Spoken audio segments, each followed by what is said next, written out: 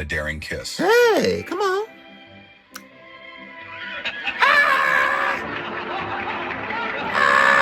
Hey everybody, this is Dean FM, Dean Fraser Milford here for your creature comfort, and today I wanted to do another reaction video. This one is going to be to what was it like to be gay in old Hollywood. We're going to be going back to some Pink News, the channel Pink News, to be covering our queer stuff. Well, as I say in my playlist, this is black femininity, feminine queerness, politics and pop culture with your girl. I don't know if I had to say it, but I wanted to say it. Please make sure to check out my stuff. It's in the link down below, and let's get right into it. Brandon Flynn has officially been cast as James Dean in a new biopic that's set to explore the late actor's rumored gay romances. Why he's so great, The project is sure to open the door for conversations about what it truly meant to be a queer actor during Hollywood's golden age, and how stars like James Dean and Rock Hudson navigated an industry defined by image and secrecy.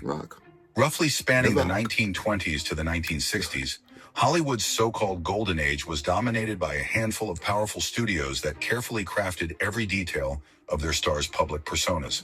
Under rigid, long-term contracts, actors were treated as high-stakes investments, and any detail that didn't fit their marketable image was swiftly erased. Scotty Bowers, a Hollywood insider known for revealing the hidden, intimate lives of stars, referred to James Dean as a prissy little queen, a perception that the studios worked hard to suppress. In an effort to maintain his brooding heartthrob image, Dean was frequently photographed with rising starlets such as Ursula Andress, whose public appearances with him were widely believed to help hush speculation surrounding his sexuality. The reality was far from the studio narrative. In 2007, Noreen Nash, who co-starred with Dean, Rock Hudson, and Elizabeth Taylor in the 1956 classic Giant, revealed that Rock and Liz once made a bet on who could seduce Dean first, and according to Nash, Rock won just days into filming. Rock Hudson's story reveals the intense pressure to maintain a flawless public image. In 1955, Life magazine dubbed him Hollywood's most handsome bachelor. But behind the scenes, scandal magazines like Confidential were closing in, claiming to have photographic evidence of Hudson's relationships with men. Panicked by the rumors, Hudson's team negotiated a deal. Rock would exchange dirt on other stars in return for his private life being kept off the front page. The question of Rock's unmarried status still needed addressing, and after a whirlwind romance with his agent secretary, Phyllis Gates, the pair married. The marriage was short-lived and widely believed to be a cover for the tabloids. It's not that different today. Despite decades of hiding his true self, Hudson shocked the world in 1985 when he publicly announced his AIDS diagnosis, becoming one of the first major celebrities to do so. That's rough. He died just 3 months later, and in doing so, became one of the biggest stars to contract the disease. He does not want flowers. He would rather see donations sent to the American Federation for AIDS Research. That was the organization that he helped found, and he gave $250,000 to. It was, as you notice, a rather unpleasant scene when his body left. And then there was Marlon Brando, one of the most magnetic stars of the 20th century, and another man who quietly defied Hollywood's rules around sexuality. I've heard the name. Known for his smoldering performances in A Streetcar Named Desire and The Godfather, Brando publicly admitted in the 1970s that he had had homosexual experiences and that he wasn't ashamed of them.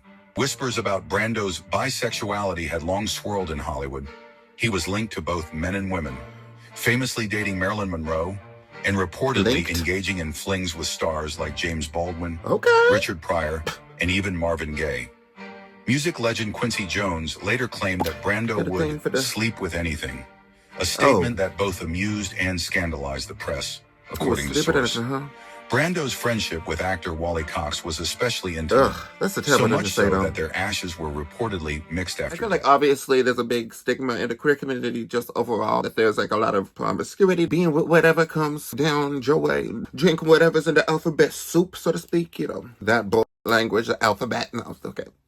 I think that pretty much the same nowadays, and suppression, all that. I mean, I don't know if people necessarily have a similar, especially white men probably don't have the same exact, I'm sure it's not as big of a deal. Like, I'm sure in Hollywood, certainly, like, about like career-ending stuff. Like, I don't think nowadays, especially for cisgendered white men, let's be real, like, it's not gonna be the worst thing in the world. These seem to be, like, people of that demographic. Okay, I need to stop thinking myself into a hole. I think I be telling it like it is. And if you be feeling me on the regular too, let me know in the comments, okay? Period. Others of his era, Brando's relationships with men were kept quiet, neatly hidden behind the image of a rugged, womanizing rebel.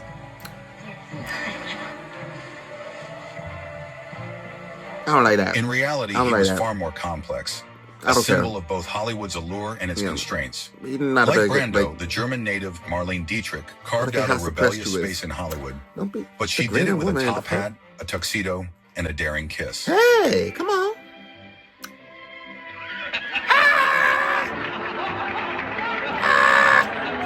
From her breakout role in Morocco, where she kissed a woman in a nightclub scene, Dietrich shocked the industry by refusing to stick to gender norms. Her bold, non-binary style, mixing masculine and feminine elements, made her both unforgettable and a serious challenge to Hollywood's old-fashioned expectations. Her fearless embrace of masculine fashion, she famously quipped, "I am at heart a gentleman," made her stand out among contemporaries. Her bisexuality was barely a secret. Off-screen, she frequented Berlin's queer nightlife before coming to America. And once in Hollywood, she moved in a discreet but very real circle of queer women. Some insiders called it the sewing circle. Tabloids in the 50s accused her of lesbian affairs and even hinted that her high-profile male lovers, like Gary Cooper and John Wayne, were planted to distract from her relationships with women. Dietrich didn't play by the studio's rules.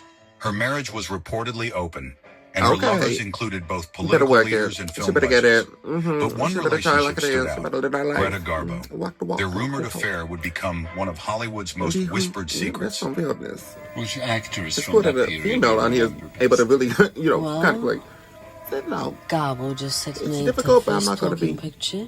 A womanizer. So naturally, you all loved Garbo. And Garbo's story was even more mysterious. Greta Garbo, the Swedish-born star known for her captivating presence and unforgettable roles. Well, I want to be alone. Garbo remained Hollywood's greatest mystery. She never publicly discussed her sexuality, but rumors have long swirled around her relationships with women. Most notably the socialite Mercedes de Acosta and actress Mildred Natwick. Garbo's connection with Mercedes de Acosta is one of Hollywood's most whispered about romances. De Acosta's memoirs suggest a passionate, secret affair, but Garbo always denied it and fiercely guarded her privacy.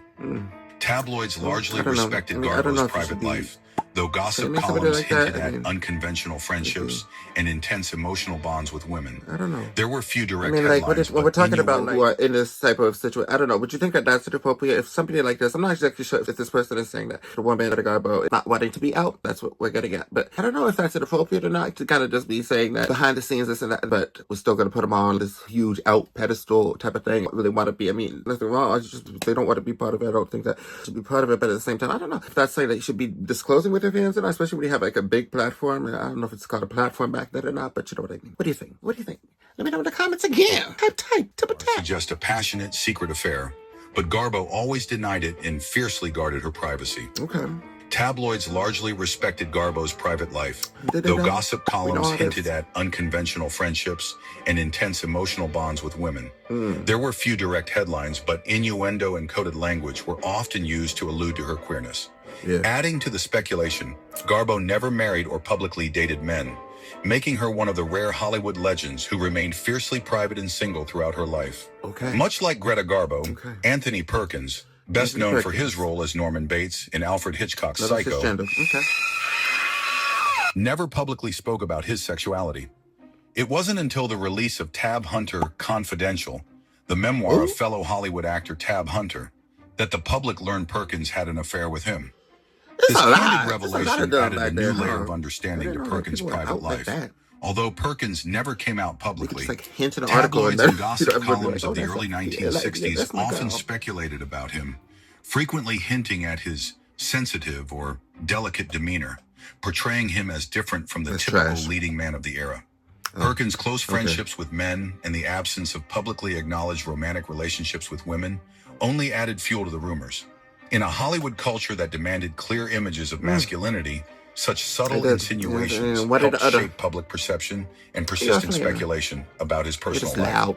An article published on Bright Lights Film Journal claimed Alfred Hitchcock, the renowned British film director known for classics such as Rear Window, Vertigo, and North by Northwest, cast Perkins as Norman Bates in Psycho because the actor shared traits with the character, a bisexual man wrestling with deep internal conflicts. In 1973, Perkins married photographer Barry Berenson, a union widely seen as an effort to maintain a conventional public image. Much like Perkins, Tab Hunter was playing two roles, one on screen, one off. Signed by Warner Brothers, Hunter was marketed as the all-American boy next door, often seen with actresses like Debbie Reynolds and Natalie Wood to reinforce his clean-cut image. But underneath the facade was a man living in secret. His homosexuality was widely known within Hollywood. In Scandal Sheet Confidential, a notorious gossip magazine known for exposing Hollywood secrets, once accused him of attending a limp-wristed pajama party, a coded hint at a gay orgy, a rumor Hunter later confirmed in his memoir, Tab Hunter Confidential. According to the memoir, in one of Hollywood's most discreet disguises, Hunter and fellow star Anthony Perkins organized coded double dates where they'd accompany women to events, then slip away together. A tactic proven effective from the stories of their 2 to 4 year relationship, confirmed in both Hunter's memoir and the 2015 documentary of the same name. Tony and I met at the pool at the Chateau Marmont. We just kind of hit it off, and I went up to his room with him. At the height of his fame, Hunter lived in fear of public exposure. Yet decades later, he reclaimed his narrative, revealing the emotional toll of staying silent and illuminating the hidden queer legacy beneath Hollywood's golden veneer. We may never know how many queer love stories were lost to the studio system's obsession with image. But as these stories resurface, they remind us that queer icons were never absent from the spotlight, only hidden behind the curtain. They weren't absent for the spotlight. If this story moved you, don't forget to like this video, subscribe for more untold queer history, and comment down below. Who's your favorite secret queer Hollywood legend?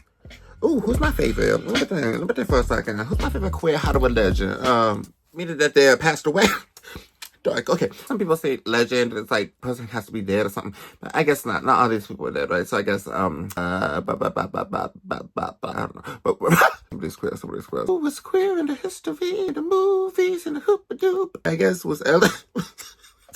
Was Ellen doing the time? Wasn't she in something with Hollywood? Like she was dumb. I don't know much about cinema, to be honest. I'm not really much of like a movie type of buff type of person, so I don't really know. I don't know all that. But let me know, yes! Leave it down below. Got me effed up. Anyways, and that, my dear, was reacting to what was it like to be gay in old Hollywood. Hope you enjoyed. I'll talk to you later.